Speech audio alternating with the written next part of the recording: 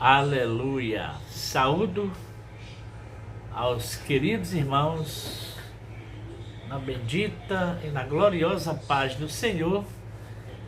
Nós queremos orar para nós fazermos esta live a respeito do culto doméstico. E eu peço a gentileza para você deixar o seu like, seu joinha e se inscreva no canal. Eu preciso de 1000 pessoas para nós podermos estendermos os estudos bíblicos, para que o YouTube me dê mais tempo e eu possa fazer mais pessoas possam ser alcançadas. Por favor, me ajude e eu te agradeço muito, só por isso, tá bom? Pai bendito, Pai santo, em nome de Jesus, perdoa nossas fragilidades, nossas culpas, nossas imperfeições. Nos abençoa, Pai, neste dia, para a honra e para a glória do Teu nome. Abençoa o Teu povo e que nós possamos ser prontamente abençoados e abençoador, em nome de Jesus. Amém.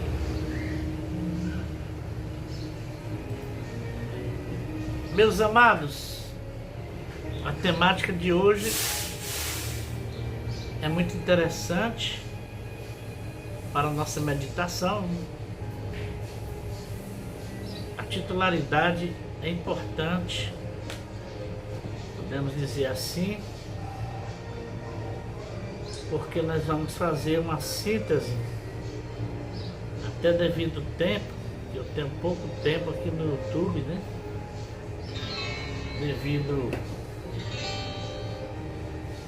à política da plataforma, mas nós vamos tentar fazer o possível.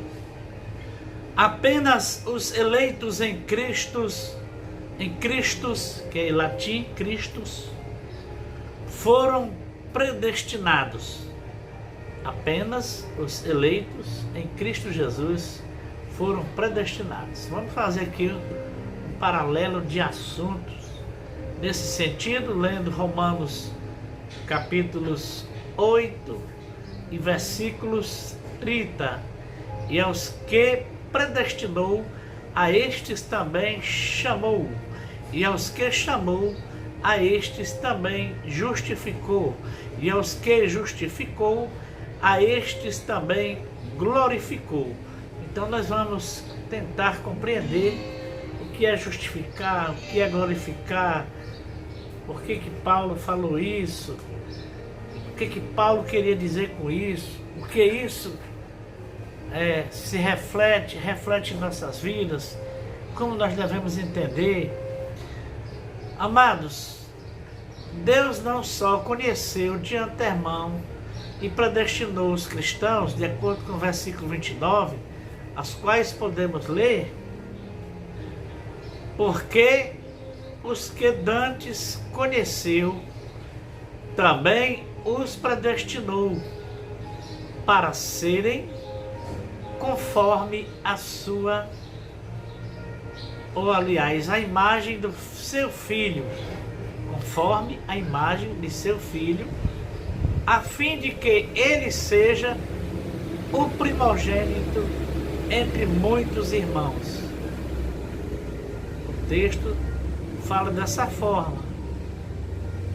Mas também os chamou, os cristãos, para pregar a mensagem do Evangelho.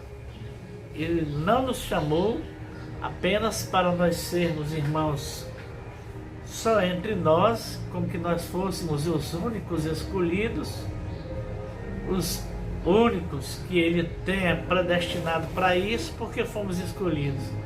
Mas Ele manda pregar o Evangelho. Ele designa. Então, se Ele nos designa para pregar o Evangelho e for chamar só as pessoas predestinadas, fica sem o livre-arbítrio, como nós havíamos explicado na questão do nosso apêndice da teologia a respeito do assunto. Então, amados, segundo as Tessalonicenses 2:14 fala: para o que pelo nosso evangelho vos chamou para alcançardes a glória, nosso Senhor Jesus Cristo. Então a nossa glória é o nosso Senhor e Salvador Jesus Cristo. Essa é a glória às quais nós temos a honra de pertencer ao Senhor Jesus pelo seu próprio decreto, pelo seu próprio chamado. Então, esse chamado nos coloca num processo de critérios, crivos, vitória, se assim nós vencermos os crivos, as provações, perseverarmos, aí a nossa eleição é plena. Porém, esta não é a chamada geral do Evangelho a todas as pessoas. Se fosse, nós seríamos forçados a aceitar o universalismo. O que é universalismo? É que as pessoas acham que todas são filhos de Deus, que Deus é bom, a gente de fato é, e que todos serão salvos.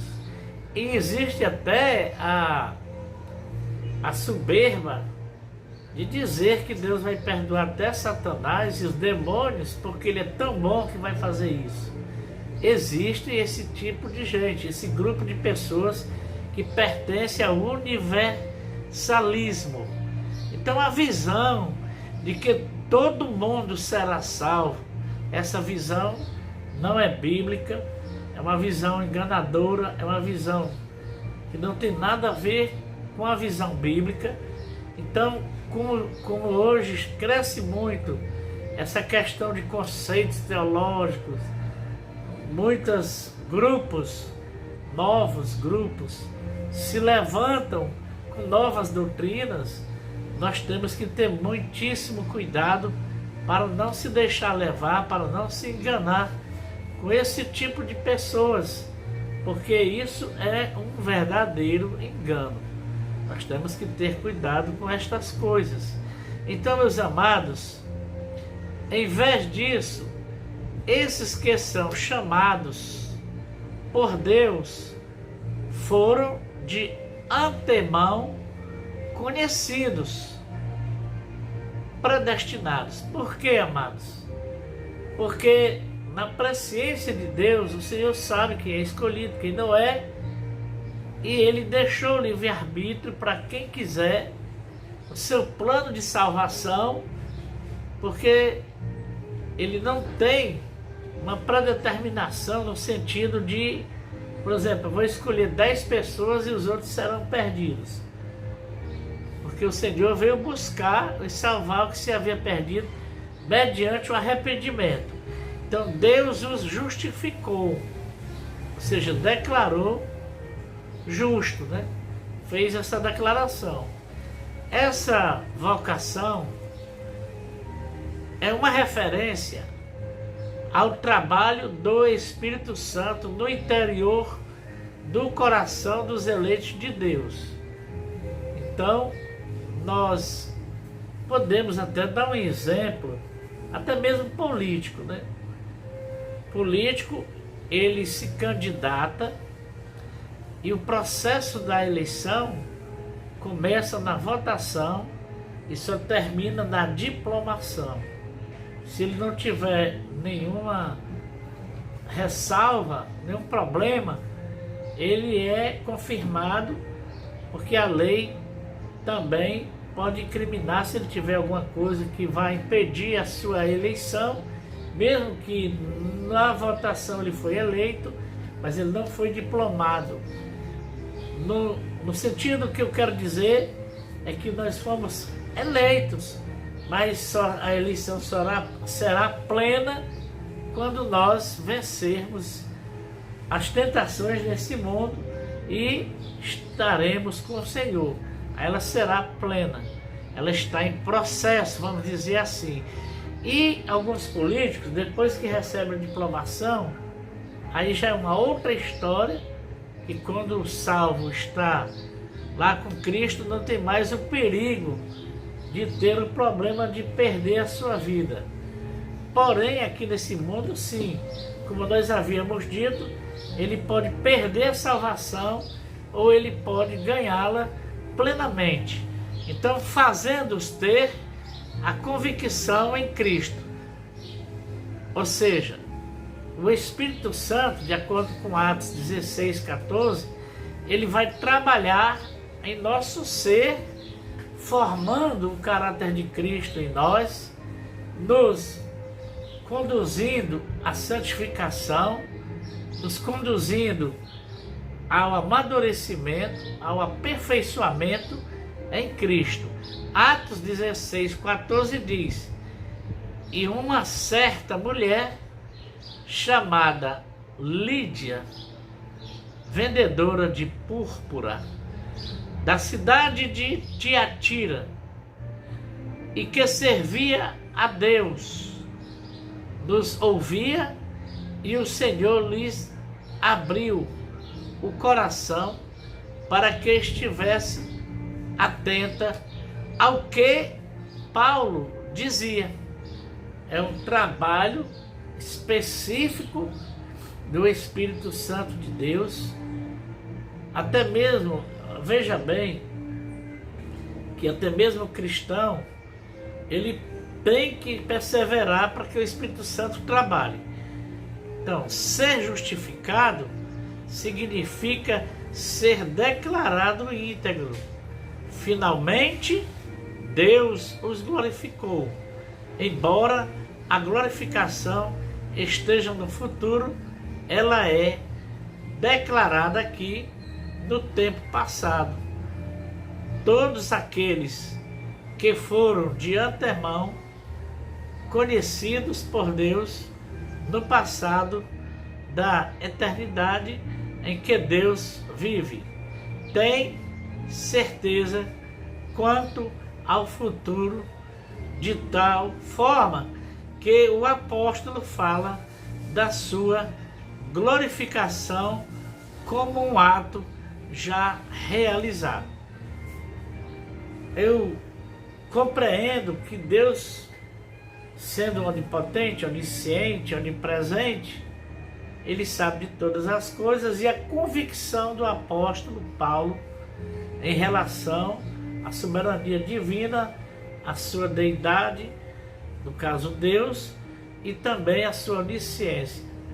E eu me lembro de Davi, porque o templo só foi construído 7 anos após a partida de Davi, a morte de Davi, mas ele deixou o material, ele deixou a riqueza para que o filho fizesse um templo em homenagem ao Senhor. E para falar em templo, por que Davi dizia, vamos à casa do Senhor, se não existia templo ainda? Por que ele escreveu esse salmo? Porque Israel e Yahushalaim quer dizer casa de Deus. E aonde a arca estava, ali era o lugar de adoração, o altar onde se adorava. Ali, simbolicamente, era a casa de Deus, porque o desejo de Deus não era habitar numa arca ali, porque eles não pôde habitar no coração do ser humano por causa da idolatria. Jesus não tinha vindo ainda. O processo de salvação, de redenção estava a caminho, estava em processo. Então, meus amados, nesse sentido, aí Deus habitava ou se manifestava ali na arca. E hoje o Senhor habita no homem. Antes ele vinha sobre os profetas e falava a sua mensagem. Hoje ele está nos profetas e sobre os profetas. É uma colocação que a gente faz e você vai tirar as suas próprias, as suas próprias conclusões. Ore por nós para que Deus nos dê graça, nos ajude para nós termos entendimento daquilo que o Senhor tem em nossas vidas. Vamos fazer agora uma oração para que o Senhor continue salvando, para Ele continue operando. Pai bendito, Pai santo, eu te agradeço pela tua santa e preciosa bondade. Obrigado por este dia.